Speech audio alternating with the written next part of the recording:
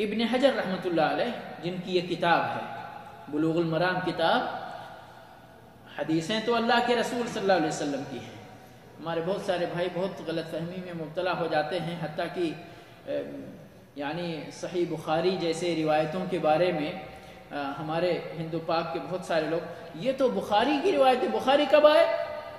بہت بعد میں آئے، 256 میں ان کا انتقال ہوا، تو یہ تو بعد میں روایتیں کہاں کہاں سے انہوں نے شافعی مسلک کے مطابق اکٹھا کی. نہیں، دراصل حدیثیں اللہ کے رسول صلی اللہ علیہ وسلم کی ہی ہیں، جو پہلے مختلف صحابہ کرام کے سینوں میں محفوظ تھی، صحابہ کرام کے سینوں سے تابعین کے سینوں میں منتقل ہوئیں، تبع تابعین کے سینوں میں منتقل ہوئیں، ان کی کتابتیں ان کو تحریر کرنا شروع کیا گیا، اور اسی طرح سے جب تحریر یعنی کتب ستہ سے بخاری، مسلم، ابو داؤد، ترمذی، نسائی، ابن ماجہ سے پہلے بھی موطا لکھی گئی، اور اس کے علاوہ بھی چھوٹے چھوٹے رسالے حدیث کے سلسلے میں لکھے گئے.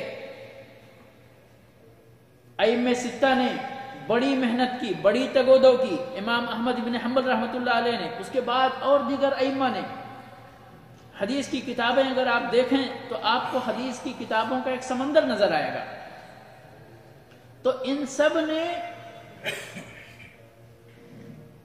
ان لوگوں کے سینوں سے، جن لوگوں کے سینوں میں اللہ کے نبی صلی اللہ علیہ وسلم کی یہ مبارک احادیث محفوظ تھی، ڈھونڈ ڈھونڈ کر کے، تلاش کر کے، کھنگال کر کے انہوں نے اکٹھا کر دیا جیسے کہ تیسے. بعض لوگوں نے صحابی کے ترتیب پہ اکٹھا کیا، بعض لوگوں نے فقہی ابواب پہ اکٹھا کیا، بعض لوگوں نے کوئی اور رعایت کی.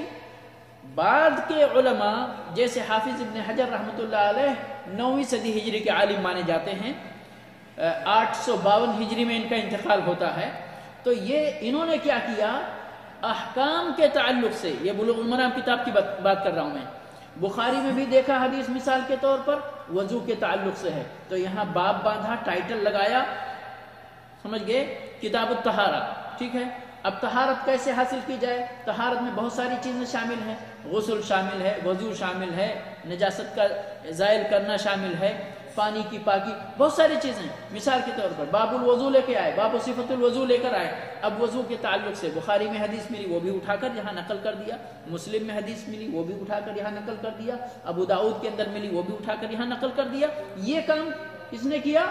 حافظ ابن حجر رحمت اللہ علیہ نے. اور یہ کتاب اتنی مبارک کتاب مانی گئی میرے بھائی اور دوستوں کہ پوری دنیا کے کونے کونے میں بلوغ المرام اور مشکات المصابیح، جس کو بلوغ المرام تو مشہور ہے اسی نام سے، مشکات شریف بھی بولتے ہیں، مشکات المصابیح مشکات شریف بھی بولتے ہیں.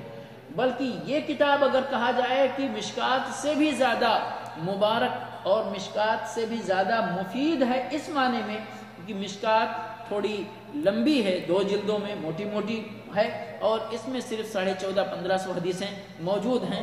عام طور پر لوگ اس سے استفادہ زیادہ کرتے ہیں بنسبت مشکات کے. تو یہ یعنی بڑا ہی عظیم کام تھا حافظ ابن حجر رحمۃ اللہ علیہ کا. تو انہوں نے ان حدیثوں کو جمع کیا ہے.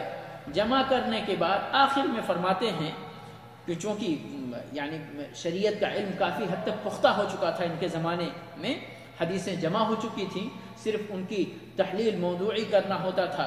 عام طور پر ان کی تصحیح اور تضعیف یعنی کون سی حدیث ریسرچ کرنا، ریسرچ کا سلسلہ تو اس ٹائم بھی چل ہی رہا تھا اور آج بھی جاری ہے. آخر میں وہ اپنا اس موضوع کے تعلق سے کہ یہ گھڑی جمعہ کے دن کب پائی جاتی ہے، اس سلسلے میں کہتے ہیں اختلف فیہا علی اکثر من 40 قولا. اس مسئلے کے اندر 40 سے زیادہ قول ہے، یعنی اختلاف ہے. اور وہ اختلاف کس حد تک گیا ہے کہ اس کے اندر 40 سے زیادہ اقوال علماء کے پائے جاتے ہیں. املیتها فی شرح البخاری، انہوں نے یہ حدیث تو یہاں جمع کی اس کتاب کے اندر جس کا نام بلوغ المرام رکھا. صحیح بخاری موجود تھی جس کی شرح کی ضرورت تھی. امام بخاری کی کہ استنباطات امام بخاری رحمۃ اللہ علیہ نے جس طرح سے حدیثوں کی ترتیب دی ہے بہت سارے لوگوں کے لیے سمجھنا ذرا مشکل تھا، تو اس کی بڑی یعنی مطول شرح لکھی ہے حافظ ابن حجر رحمۃ اللہ علیہ نے، جس کا نام ہے فتح الباری۔ کیا نام ہے اس کا؟ فتح الباری۔ فتح الباری کیا ہے؟ صحیح بخاری کی شرح ہے۔ اس کے لکھنے والے کون ہیں؟ حافظ ابن حجر رحمۃ اللہ علیہ، جن کی یہ کتاب بلوغ المرام ہے۔ کہتے ہیں میں نے صحیح بخاری کی شرح کے اندر وہ سارے 40 اقوال یا 40 سے زیادہ اقوال میں نے املا کرائے ہیں۔